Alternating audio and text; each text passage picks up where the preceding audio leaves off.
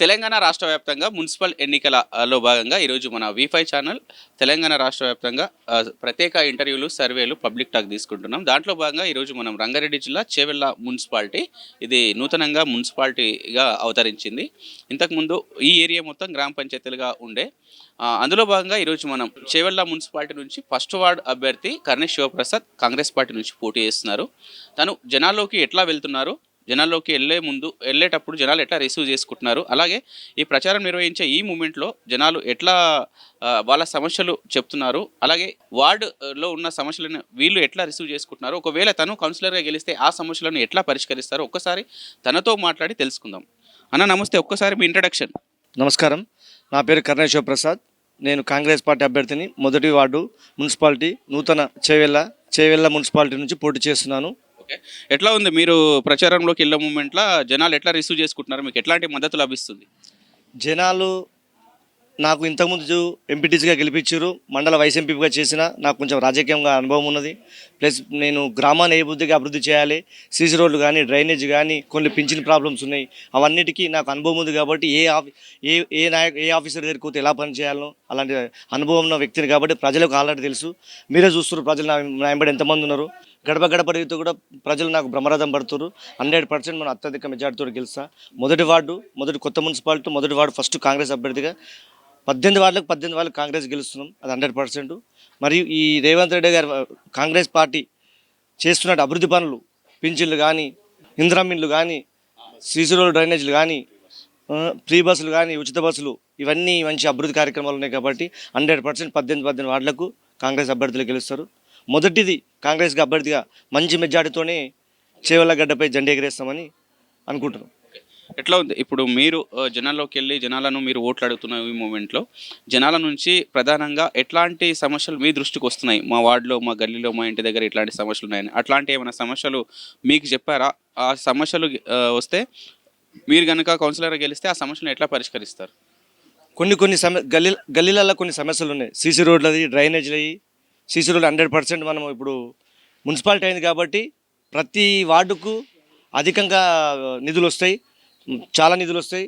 కాబట్టి ఆ నిధులను బట్టి ఒకటో వార్డుల ప్రతి గల్లీని రూపురేఖలే మార్చేస్తాను నేను. సీసీ రోడ్లు 100 చేసి చిన్న సమస్యలు 100% కంప్లీట్ చేస్తా. మున్సిపాలిటీలోకి వచ్చినందుకు ఫండ్స్ ఎక్కువ వస్తే అభివృద్ధి బాగా జరుగుతుందని అనుకుంటున్నాను. ఓకే, ఇప్పుడు మీతో పాటు ఇక్కడ ఈ ఫస్ట్ వార్డులో ఇంకా బీఆర్ఎస్ నుంచి, బీజేపీ నుంచి ఇంకొంతమంది కూడా పోటీలో ఉన్నారు. వాళ్ళ నుంచి మీకు ఎంతవరకు పోటీ ఉంది, మీకు గెలుస్తాననే ధీమా ఎంతవరకు ఉంది ఈ వార్డులో? నేను మొదటి వార్డు అంటే మీరే చూస్తున్నారు, పబ్లిక్ ఎంతో బ్రహ్మరథం. 100% మనం గెలుస్తున్నాము. అది కాంగ్రెస్ చేస్తున్నట్టు పథకాలు, స్కీమ్లు తోటి ముందుకెళ్తున్నాం మేము. 100% మేము కాంగ్రెస్ పార్టీ అభ్యర్థి నేను కర్ణే శివప్రసాద్ మొదటి వార్డు గెలుస్తున్నాం. ఇక్కడ ఈ ఫస్ట్ వార్డుకి సంబంధించి మీరు ఇంతకుముందే ఈ గ్రామానికి సంబంధించి మాజీ వైస్ ఎంపీపీ అలాగే ఎంపీటీసీగా చేసిన రాజకీయ అనుభవం ఉంది.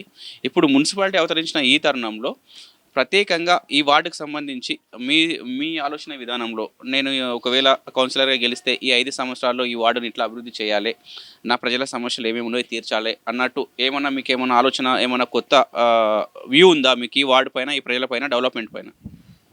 మొదట నేను గెలవందడే కొన్ని పింఛన్లు రాలేవు, పింఛన్లు చేపిస్తా. ప్లస్ కొత్తగా మళ్ళీ ఇందిరమ్మ ఇల్లు తీసుకొస్తా. ప్రతి ఒక్కరికి ఇందిరమ్మ ఇల్లు కంపల్సరీ దగ్గర తీసుకొచ్చి, గవర్నమెంట్ రూలింగ్ పార్టీ 3 సంవత్సరాలు కాంగ్రెస్ పార్టీ ఉంటుంది కాబట్టి ఆ ధైర్యంతో ఇల్లు లేని వాళ్ళకి ప్రతి ఒక్కరు ఇందిరమ్మ ఇల్లు, కొన్ని పింఛన్ల సమస్యలు అవి చేశాను, కొందరికి రేషన్ కార్డులు అవి చేశాను. తర్వాత ప్రతి గల్లీ సీసీ రోడ్లు, అండర్ డ్రైనేజ్లు, లైట్లు.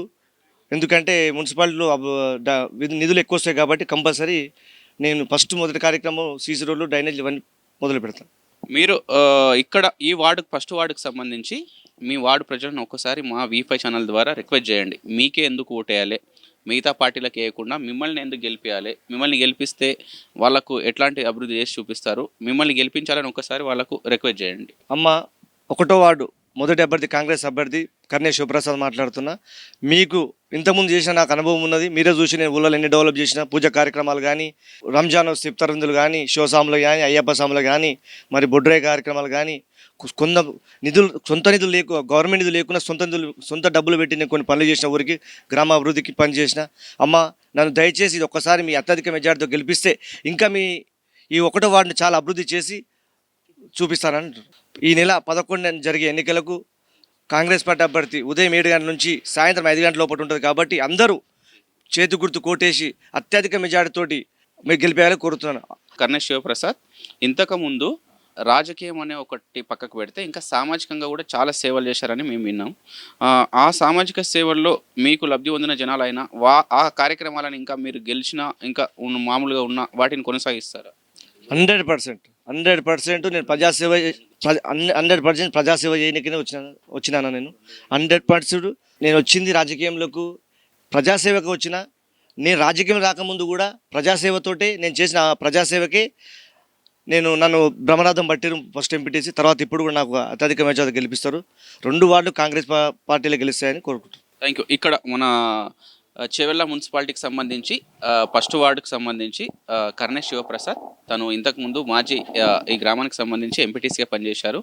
అలాగే వైస్ ఎంపీపీగా మండల ఎంపీటీసీ సంఘానికి వైస్ ఎంపీపీగా చేశారు మండల ప్రజా పరిషత్కి. తనకు ఎంతో రాజకీయ అనుభవం ఉంది. సామాజికంగా కూడా నేను ఈ గ్రామానికి ఎంతో సేవ చేశా. ఇప్పుడు కౌన్సిలర్గా పోటీ చేస్తున్నా.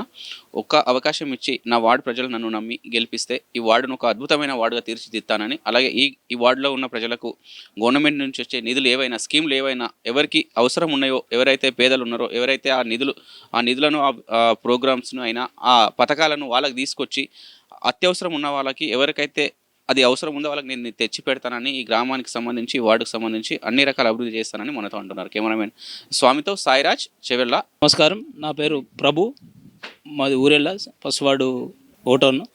అదే అందరికీ చెప్పేది ఏంటంటే, గత 5 సంవత్సరాలు ప్రసాద్ని గెలిపించినందుకు ఆయన సొంత నిధులతోనే ప్రతి పుణ్య కార్యక్రమాలు నీకు అన్ని డెవలపింగ్ చేసిండు. గవర్నమెంట్ నిధులు చూడకుండా కూడా సొంత నిధులు ఇప్పటివరకు సీసీ రోడ్ 20 లక్షలు సీసీ రోడ్ వేసిండు. ఆయనకు డబ్బులు రాలేవు. స్ట్రీట్ లైట్స్ వేసిండు, ఆయన గెలవందాడు, ఇంకా డబ్బులు తీసుకోలేడు. ఆయన ఎలాంటి డబ్బులు ఆ గవర్నమెంట్ ఫండ్ వచ్చింది కూడా అన్నీ చేసిండు. అయితే ఇంకొకటి ఇక్కడ రిక్వెస్ట్ ఏంటంటే, ఆయన ఎలాంటి రియల్ ఎస్టేట్ చేయలేడు, ఎవరి దగ్గర ఏం డబ్బులు ఆశించలేడు. ఆయన సొంత నిధులతోని ఆయన పనులు చేసి అన్ని డెవలప్ చేసిండు. కాబట్టి ఆయనకు మేము మళ్ళీ కూడా గెలిపించుకొని మేము డెవలప్ చేసుకోవాలని మేము ఆశిస్తున్నాం. 1వ వార్డు ప్రజలందరూ కూడా కర్ణె శివప్రసాద్కు మద్దతు చాలా ఉంది. 11వ తారీఖు జరిగే ఎన్నికలలో మేము చేతి గుర్తుపై ఓటు వేసి మేము 100% గెలిపించుకునే బాధ్యత మాది. గెలిపించుకుంటాం. జై కాంగ్రెస్, జై రేవంత్ రెడ్డి నాయకత్వం. ఓటేద్దాం, ఓటేద్దాం. ప్రసాదన్న నాయకత్వం, ప్రసాదన్న నాయకత్వం, కాళయ్య గారి నాయకత్వం, కాళయ్య గారి నాయకత్వం. జై